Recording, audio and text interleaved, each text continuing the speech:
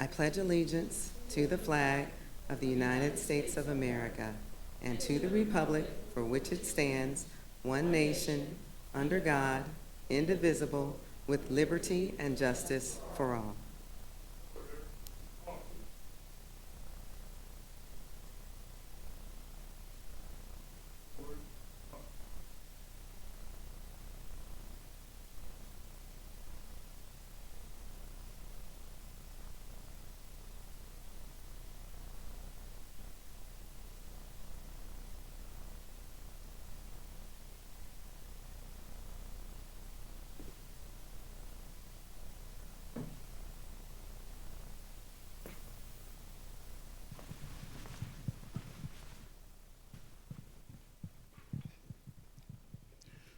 Lift every voice and sing till earth and heaven ring. Ring with the harmony of liberty, and let our rejoicing rise high as the listening skies. Let it resound loud as the rolling sea.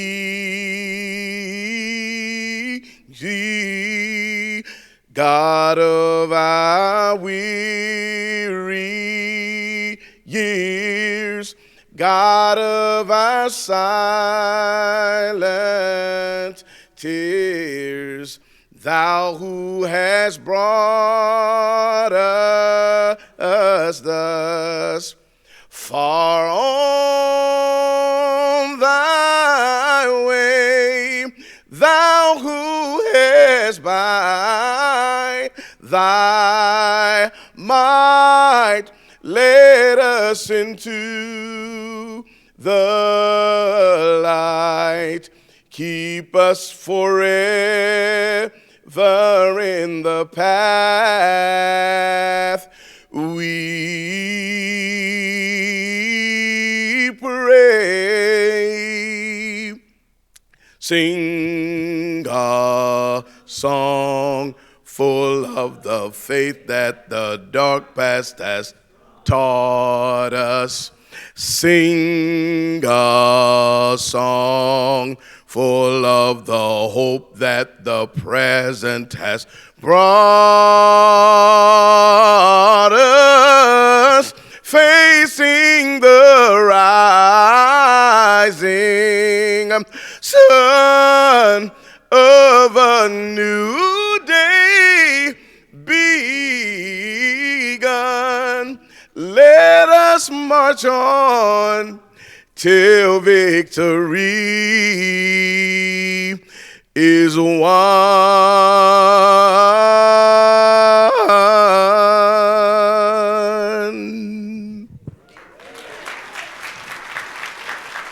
Thank you.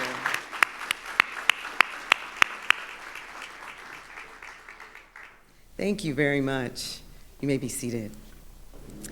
On behalf of the Prince William County Black History Committee, it is my pleasure to welcome you to the 2024 Black History Program. And now, as we get started at the beginning, we do want to take a moment to recognize our constitutional officers, elected officials, and the dignitaries that we have with us today. So if you would please, folks, please stand and be recognized.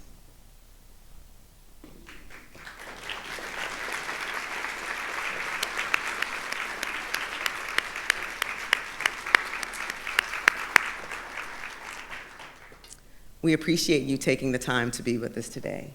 And we are very excited to have all of you with us this afternoon.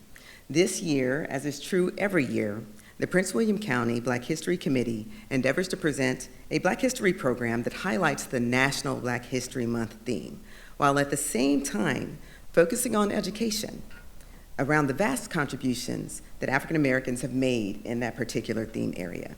This year's National Black History Month theme, African Americans and the Arts, provided us the opportunity to display a broad array of art and artistic expression from all the lived experiences of African American people.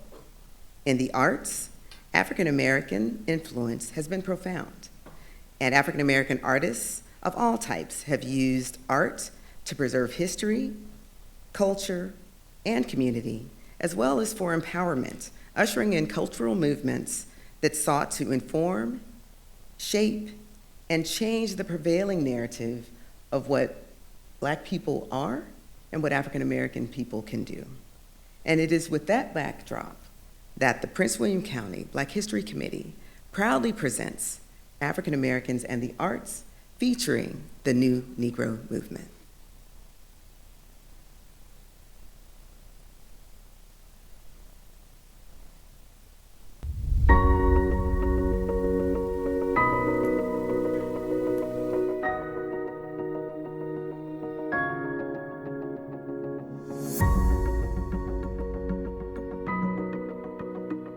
This afternoon, as we traverse through music, poetry, and storytelling, let us remember that we are not just spectators of history.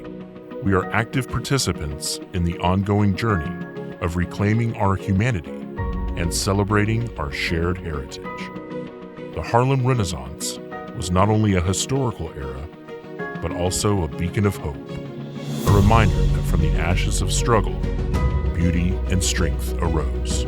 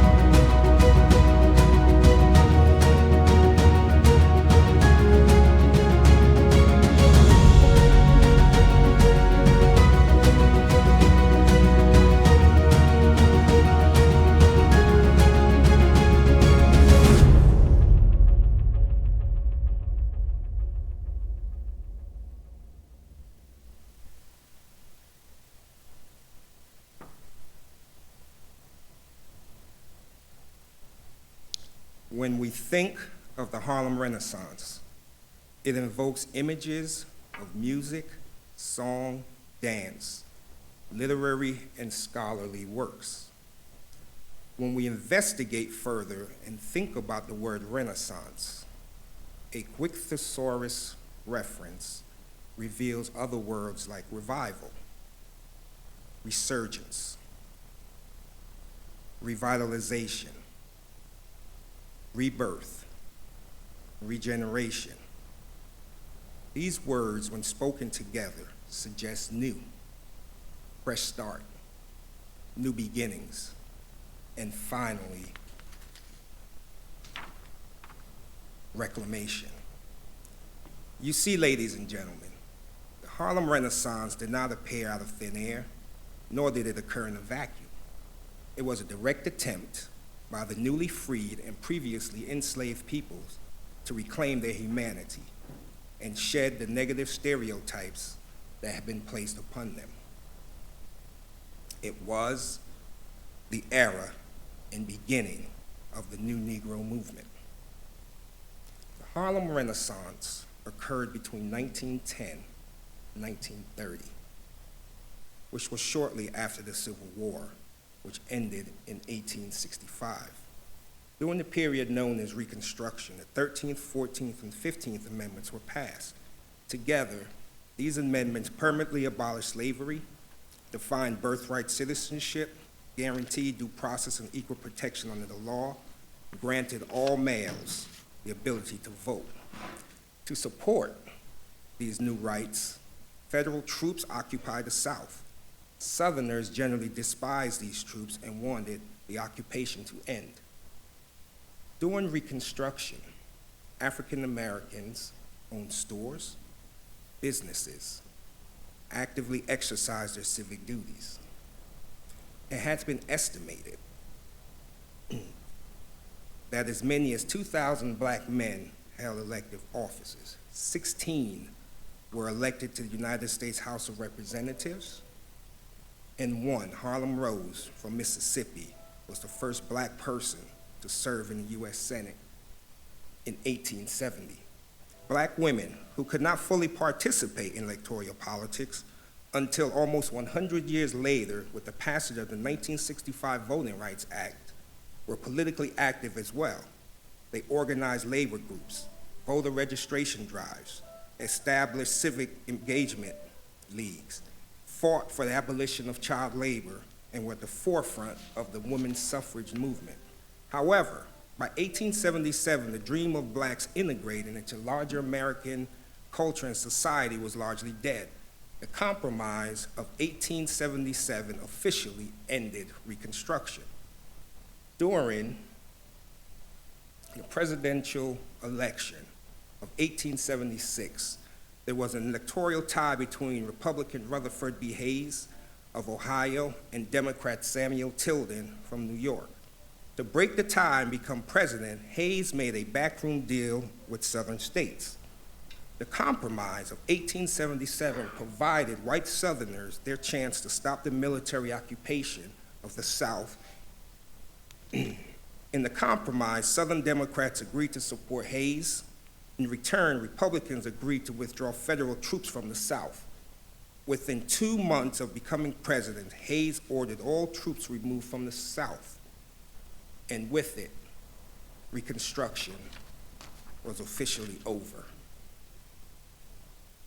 The end of Reconstruction, and with it, the protections of federal troops for blacks ushered in state-sponsored terror, white supremacy, racial segregation, Jim Crow laws, sharecropping, KKK, lynching, terror, intimidation, which contributed to the exodus of blacks from the South.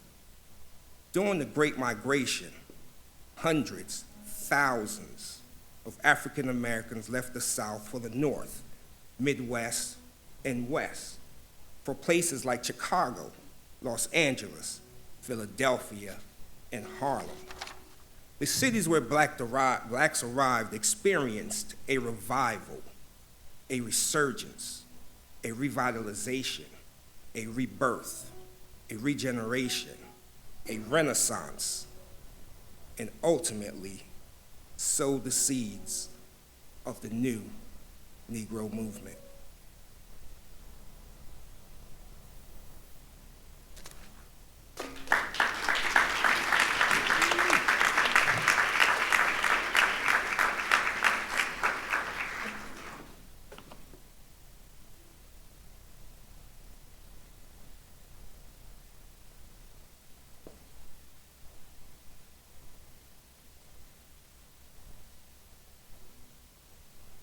Captain P.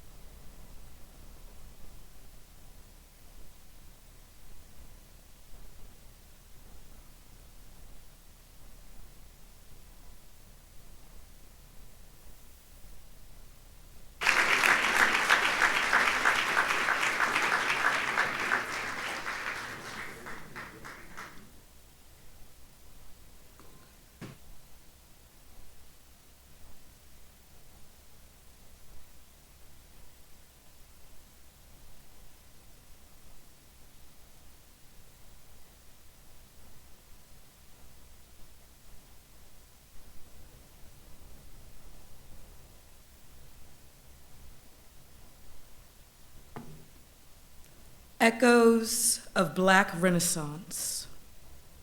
In the heart of Chicago, where jazz and blues collide, a renaissance of ebony hues where art and soul resides.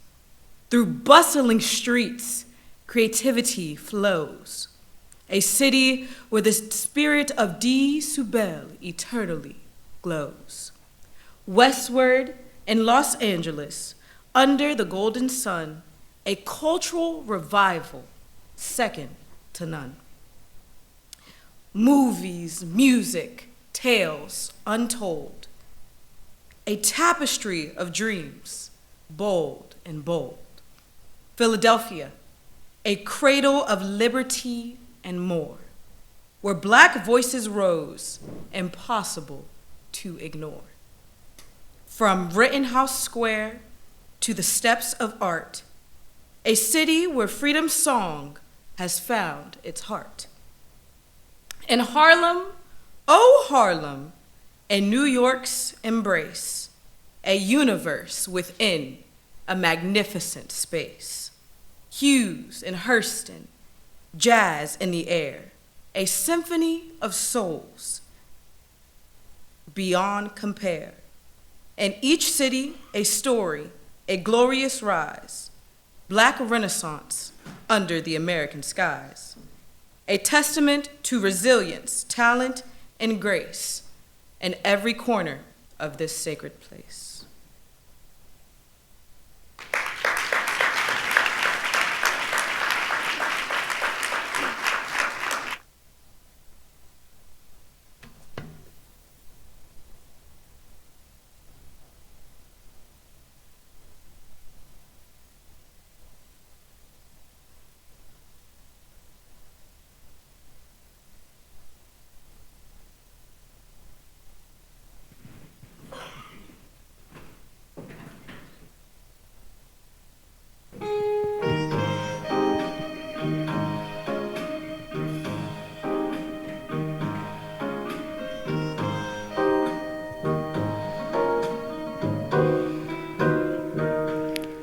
Them shall get what not they lose. And the Bible said, and it still is news. Mama may have and Papa may have, but God bless the child that's got his own. That's got his own. Yes, the strong have more while the weak ones fade. Empty pockets don't ever make the grade. Mama may have and Papa may have, but God bless the child that's got his own. That's got his own. Money, you've got lots of friends crowded around your door. When it's gone and the spending ends, they don't come in no more. Rich relations give crust of bread and such. You can take your share, but don't take too much. Mama may have and Papa may have, but God bless the child that's got his own. That's got his own. Money, you've got lots of friends crowded around your door. When it's gone spending it. They don't come in no more. Rich relations give crust of bread and such. You can take your share, but don't take too much. Mama may have and Papa may have, but God bless the child that's got his own. That's got his own.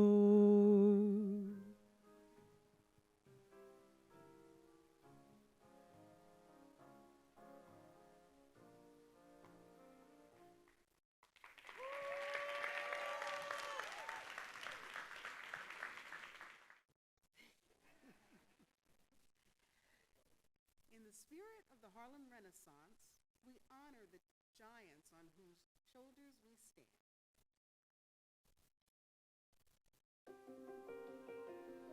Langston Hughes with his poetry that echoes the voice of the Black experience. Zora Neale Hurston, whose writing captured the essence of African American life. James Baldwin, who used his pen to challenge the structures of injustice and inequality. And Duke Ellington, whose elegant melodies and rhythms broke barriers, creating a soundtrack for a movement that redefined art and culture. Let us step into this experience, not just with our minds, but with our hearts, embracing the legacy left by these luminaries. Together, we commemorate, we celebrate, and we continue the journey toward a future that honors the past and embraces the endless possibilities of tomorrow. The Harlem Renaissance's impact on America was indelible. The movement brought notice to the great works of African American art and inspired and influenced future generations of African American artists and intellectuals. The self-portrait of African American life, identity, and culture that emerged from Harlem and other Renaissance centers was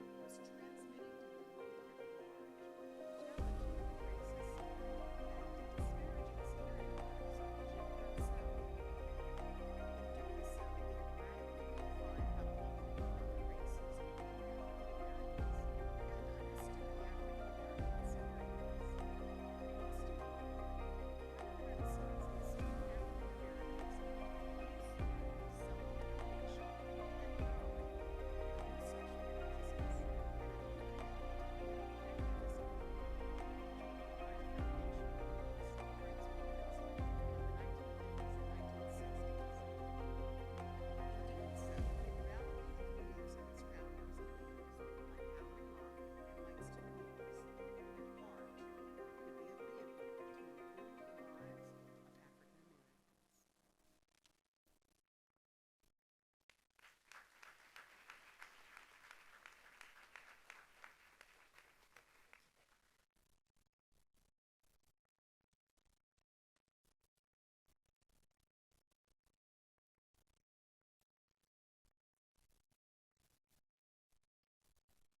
experience. Most of all, the Harlem Renaissance inspired African Americans to use self-determination and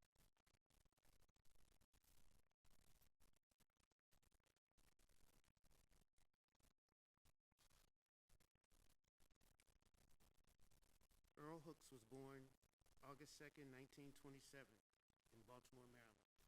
Earl Hooks was my father. He's the artist that we're getting ready to talk about today. I want to first acknowledge that I am so grateful and proud to be here with this experience. Here's my father here, Earl J. Hooks.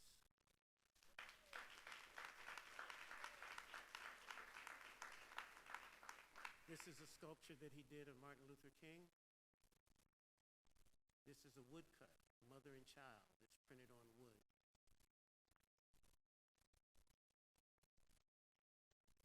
This is Face, a ceramic sculpture. This is him with one of his famous torso pieces. That piece was exhibited in 1977 at Festac. It was an international festival which featured over 1,800 artists in Lagos, Nigeria, and it lasted for 30 days. This is a painting that was called Lovers. That was a watercolor. This is Edmund Totem. This was a ceramic totem which sat outside in a garden. This is him in front of aluminum sculpture called Odetta. This is a sketch of Ray. Earl Hooks went to Howard University in 1952 and studied under Lois Jones, James Porter, and James Wells. Hooks went on to complete his graduate studies in 1954 at Rochester Institute. That piece there is a ceramic vessel, which is now at the Brooklyn Museum. This is Earl Hooks with Alma Thomas, his teacher from Howard University. This is Crucifixion.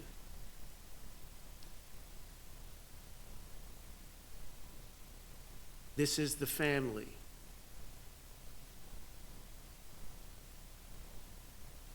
That was a ceramic sculpture. This is also ceramic and glass. That brown area that you see is glass connected with the ceramics. That was done in 1970. This is Earl Hooks in front of a car that was not his. But he was standing in front of my mother's drugstore in Gary, Indiana. My mother and father met at Howard University in 1950. My grandmother and grandfather also met at Howard University, and my grandmother had a pharmacy there. So when my mother graduated from Howard University, she was able to go back and work for her mother and then take over her drugstore in Gary, Indiana. It's part of history. This was taken in 1964 in our front yard. This is now in the collection of the Amistad down in New Orleans. This is Girl with a Mask, which is ceramic. And I think we're coming, that's a floral picture there. This is him in our garden in Gary, Indiana. That is a working ceramic fountain that he built.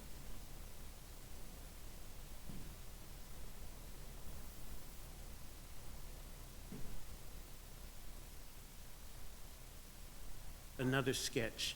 Earl Hooks was a multidisciplinary artist who would go on to exhibit at the Smithsonian Institute, the Art Institute of Chicago, Fisk University, Howard University, John Herron School of Art, the Museum of Art in Syracuse, Fort Wayne Museum, the Miami National in Florida, and I've also mentioned Lagos, Nigeria. Hooks is cited in over 40 publications and participated in the pivotal 2 Centuries of Black American Art exhibition curated by David Driscoll at LACMA in 1976. The historic exhibition was recently featured in the HBO documentary Black Art in the Absence of Light. This is him featured with one of his, that was a stone sculpture. This is from a recent photographic exhibition that we held in Old Town Manassas at the Art Factory, which I would just like to say, there is a wonderful exhibition that is being held right now of an incredible African-American artist. Her name is Dr. Umoja Smalls. It is currently at the Art Factory in Old Town Manassas. In addition to that, the Driscoll Center at the University of Maryland will be opening Driscoll and Friends this coming Friday. You would be able to see so many wonderful African-American artists from the Harlem Renaissance at that exhibition. It will run for 45 days. I would encourage everyone to see it, and you will also be able to see 2 sculptures that my father did that's in that exhibition. That's the great Richard Hunt there. Hunt was out of Chicago.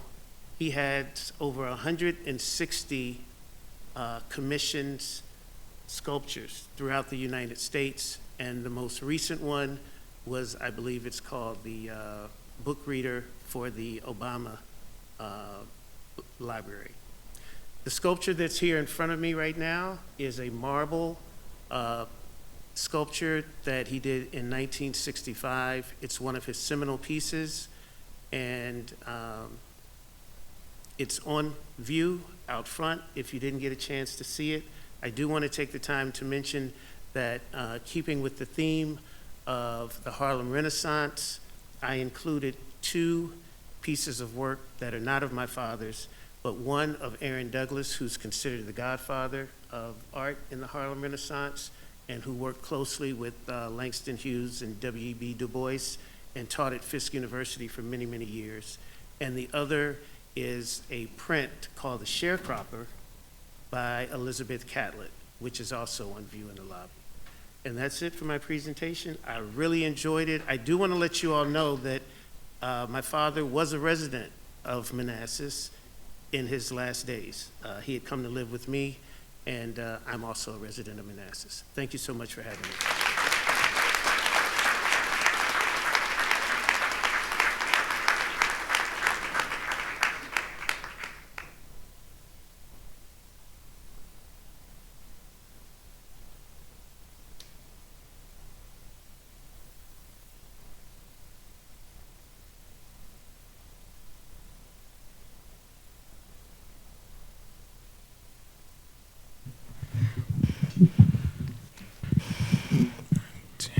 Shadows and Echoes, Stories of Prince William County. Beneath the Pines of Prince William. In the heart of Virginia's Prince William County, where the Dogue people once roamed, a tale unfolds from the shadows of history. Amidst the sprawling plantations, echoes of unnamed souls resonate. The enslaved, whose toil shaped the land but whose names time has forgotten.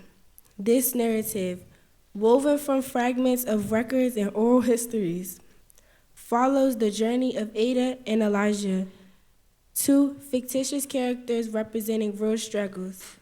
Ada, a resilient woman with a spirit unbroken by shackles, secretly teaches her children to read beneath the cover of night and towering pines.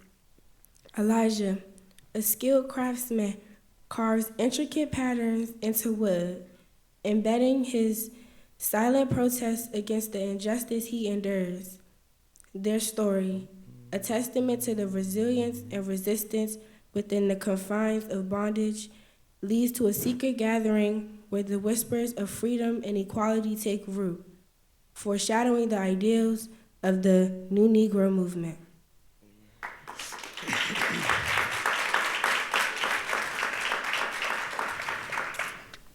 The Unheard Symphony of Manassas. Manassas, a crossroads conflict during the Civil War, becomes a stage an unheard symphony of emancipation. As the war ends, newly free individuals find their voices, contributing to growing chords demanding equality. Among them is a character inspired by historical figures, Isaiah, a former soldier who turns battlefield experience into passion speeches. He crossed Prince William County, his work igniting the sparks of change, paving the way for future generations to embrace the new Negro movement.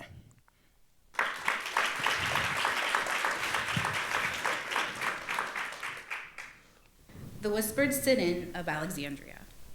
In a lesser-known chapter of civil rights history, the Alexandria Public Library becomes a battleground for equality.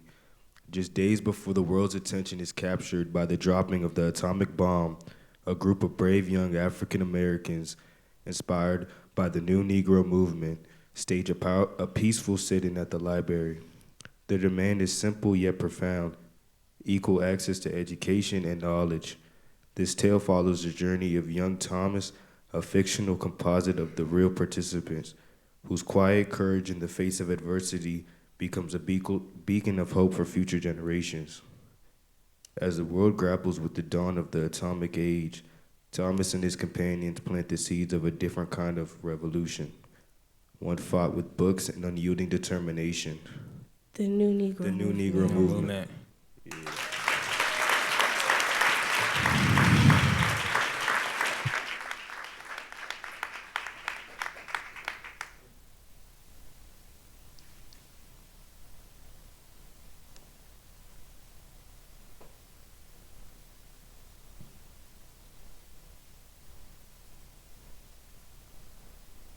Hello, my name is Katie Crooks, and I come to you from the Workhouse Arts Center in nearby Lorton, Virginia. The Workhouse Arts Center sits on just a portion of the former Lorton Correctional Complex site.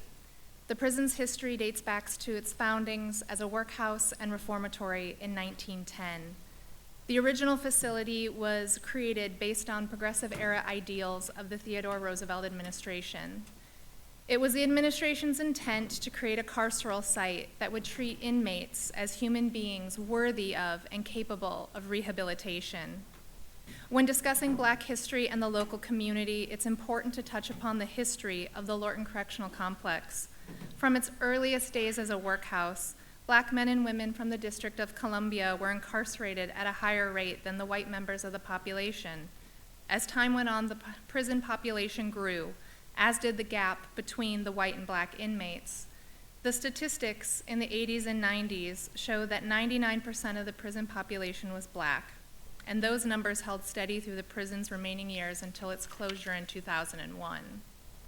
These harrowing numbers are clearly indicative of a broken system and systemic failures within government.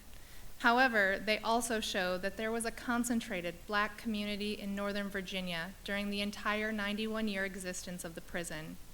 And this sheltered community, though incarcerated and living apart, created art, enjoyed art, and used it for the betterment of themselves. The art of Lorton was a reflection of the greater DC culture and Black artistic movements sweeping the country, including the Harlem Renaissance. First known as the Occoquan Workhouse and Reformatory, those convicted of crimes with sentences lasting more than 1 calendar year were sent on a barge to serve out their time in this new agricultural work camp. Those first inmates built every part of the prison. Their hands made the bricks which would eventually be used to construct the iconic brick structures the workhouse is known for. These men were learning many different trades, and many became craftsmen and artisans in their own right through the job training they received at the prison. No doubt about it, the work was hard. Prison was no picnic, but the first half of the prison's history, the focus was on rehabilitation. It was about providing a pathway for these individuals to return to their communities and be productive members of society. And throughout that time, it's clear that the arts flourished. We have many examples of arts being made out of found objects and scrap metal, often gifted to prison employees or family members on the outside awaiting their loved one's return. And while the dates of the Harlem Renaissance corresponded to the earliest years of the workhouse's existence, its influence is felt in the artistic pursuits in the decades following. And not even the circumstances of incarceration could keep the passion and the need for self-expression from emerging. With the prison administration, we see a real drive by some in the earlier decades to truly reach the humanity of those incarcerated at the workhouse.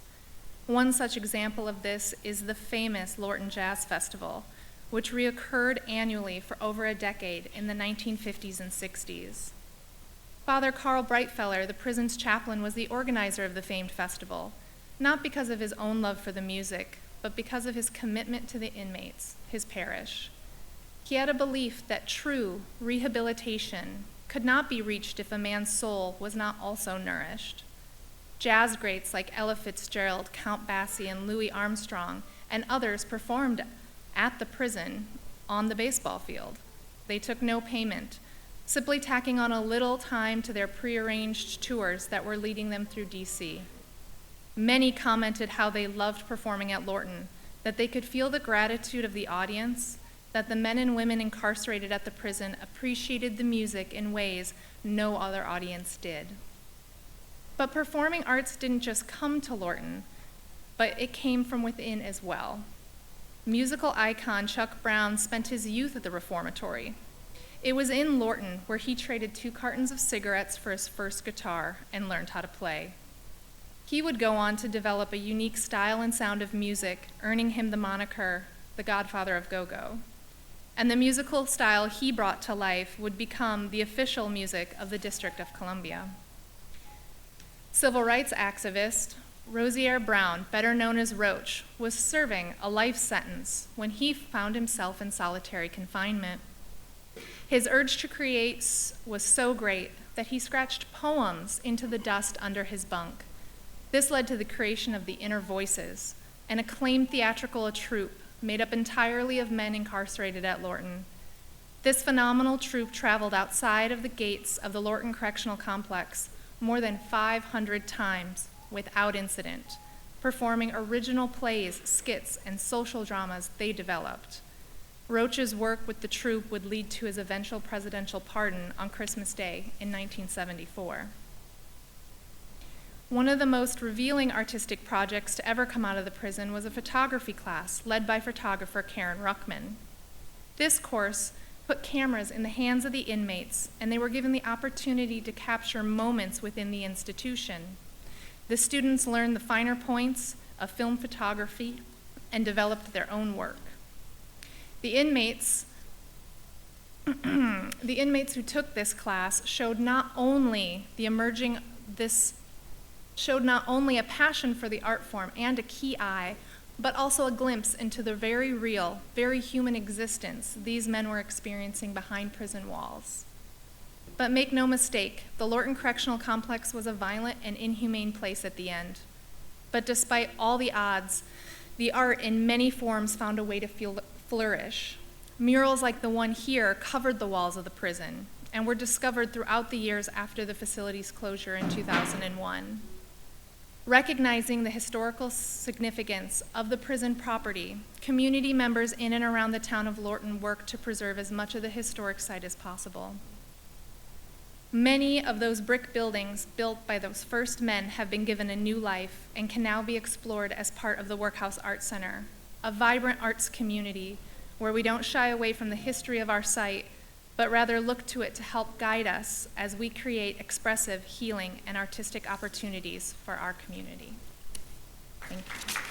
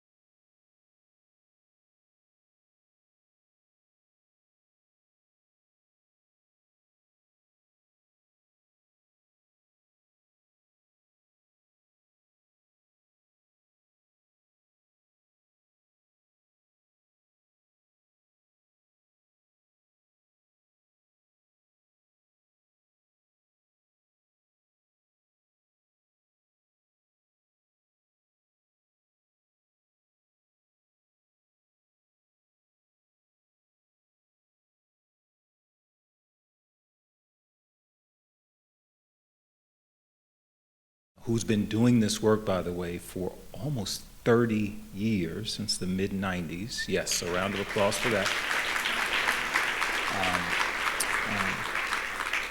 These employee resource groups will come together to support, to make sure employees are supporting employees. And so I'm really excited that our Office of Equity and Inclusion, led by Maria, who is here, Maria, wave for everyone, is really leading the way and getting us to a place where we can get those groups started to make sure that we are leading to where we have promised, and that is to make sure that we are as inclusive as possible as an organization, and that we become, as we want to become, the best employer in the region, an employer of choice. I will say, and I know we just honored Byron for his career, for his service to the county, for his service to the organization. I will tell you, so when you and I talked about it, you said, yeah, I want to kind of keep it. Once you mentioned it at a board meeting earlier this month, I said, it's not a secret anymore. It's not. I am personally just so proud of what I have seen in terms of your leadership. I know I have only been here in the county for a year, just over a year, but in that time, to see you lead, to see your passion, your care for not just our employees, but our community. Thank you for your service. Thank you for your career. 28 years. I'm looking forward to the next chapter. Yes. Now, as we wrap the program up, I want to certainly say that this year, this program was an absolutely amazing display of our history and our impact on the county. I don't know how you get better than this. Just wait, yes. So to everyone on the committee, thank you for all that you do. Continue to volunteer. Continue to do what you are doing for our county. It means so much, and certainly look forward to next year. All right, thank you. Thank you.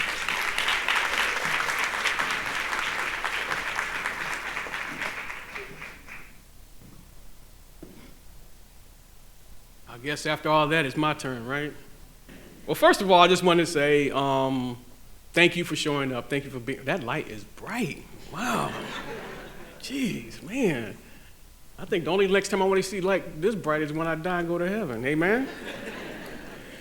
First of all, I want to thank everybody that I can't see in the audience, but I believe there are people out there because I can hear people breathing and laughing at my stale jokes. But I thank everybody for being here. Thank you for the support of all the county board members. Thank you, Mr. Shorter, Chris, my man. Thank you for the support, all the leadership you're bringing to the county, all the ideas that you're bringing to the county. Maria, she's my right there. That's my right there. That's my sister soldier right there. Everybody, you mean so much to me. It's crazy. I can't even explain. You taught me so much in the last year about how to do things and how I'm about to go about things. I appreciate that.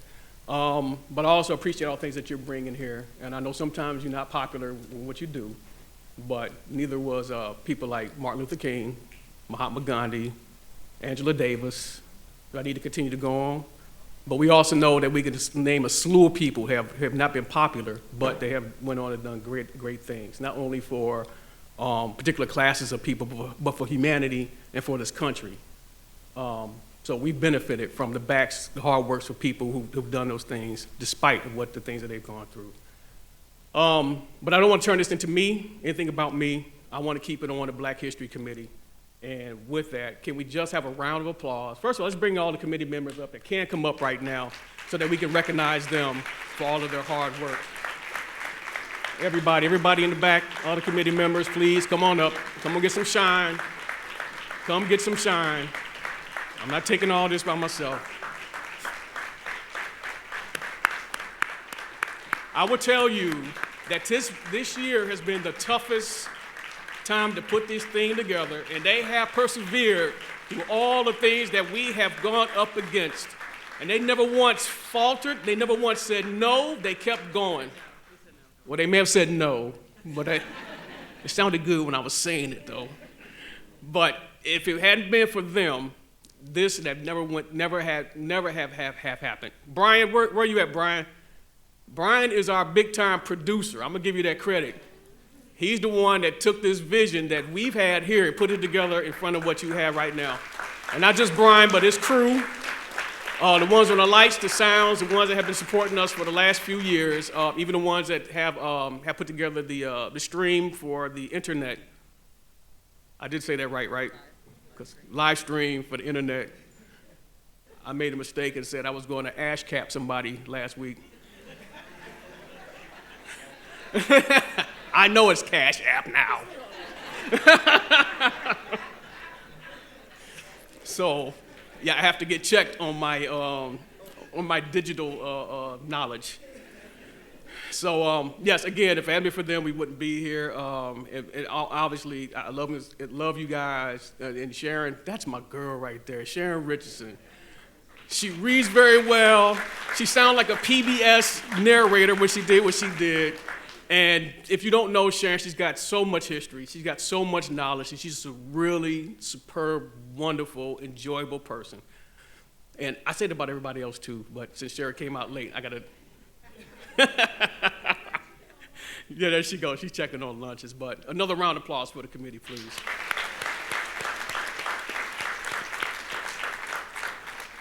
All right, y'all can leave. But my right-hand person right here, please. This is the one. The last couple of years, she's been holding me down. Holding me down. So special thanks to you, sis. Thank you. Thank you. Thank you. Appreciate everything. All right, so again, I'm going to reiterate what a program, right? Great. Outstanding. I hope everybody learned something today, and that's the biggest thing. It's one thing to entertain people, to get up here and do dance and music and all those things and jokes and all that stuff. But I think the whole point of us having the Black History Committee is make sure people learn something today. There was places in there that I have heard about. Lorton, I know when I first got here, I'm not from here, I'm from St. Louis, but I first got here, I heard so much bad thing about Lorton 13 and all this other stuff. But I didn't know all the things that preceded that. And sometimes we just see the end of it, and then we make a judgment based off of that, what that thing is, but we don't know the history behind it. But I think there's a lot of things that came out of Lorton that I hope everybody learned today. I didn't know Chuck Brown was in prison there. I did not know that. Did not know that. And I hated go-go music until the day he died. And they just kept playing go-go music every day. They played go-go music that whole day. And I was like, man, this dude's a beast. So I understand culturally what he means to this area. So he's a very, very, very significant person in this area. But again, it's just things that I just didn't know. And I hope, by show of hands, who all learned something today? Please, I hope I see everybody's. Hope that's everybody's hand. Because that makes me hopeful that we're doing the right thing. And that's the biggest thing, that we do the right thing and why we have the things that we have. And on that, Black history is not just about being Black in the committee. It isn't. It shouldn't be. Black history is part of American history, folks, and I keep repeating that every single year. It's the same history. Latino history is American history, folks. I say that every year. LGBTQ history is American history, folks. Irish history, name it. Asian American history. All of that is all part of Black history. I mean, it's all part of history in America. It is good that we are able to have these groups that Mr. Shorter talked about, so that we learn about all these things, all the diversity. And I know sometimes that takes a bad meaning today, and it shouldn't. But it makes us better. It used to be a point in my time, in my life, where I thought if everybody was Byron Jenkins, the world would be great. Thank God I grew out of that, right? Because I soon realized that I like things in a particular way. I like to eat particular things, I like to do things a particular way, and I realized that would be a boring place. It really would. But with all the people around us and all the diversity around us, it makes it exciting. It makes it new.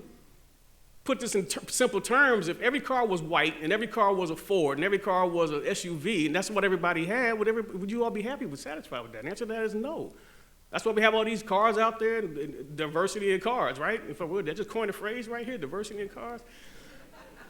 But the point I'm trying to make is that all of us with all our differences, all of us with all our cultural input, help make this culture that we call America a better place.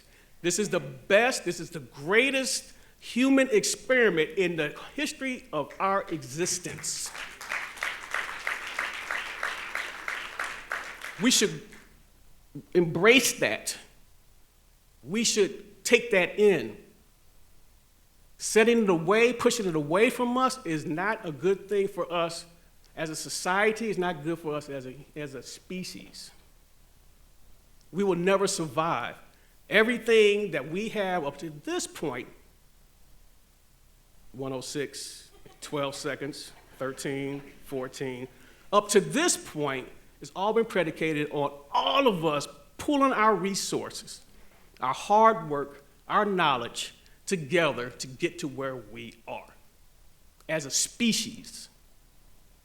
And I know the world, I'm not trying to get on a soapbox, but I know the world has shown us otherwise in certain times.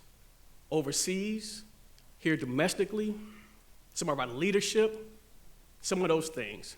If you don't know the history, you don't know where we're going. If you don't put a beginning where you are in Google Maps, you won't have an ending.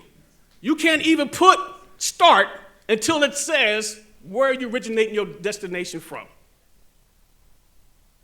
So you have to know those things. And the people that say, why we got to go back? Because we can't repeat the same things again and again and again. We are wasting time. That is not efficient. So that's why. We can't exclude certain people because we've been down that road. We can't only include certain people because we've been down that road. We only succeed on the shoulders of each other. Geese fly in a V formation for a reason.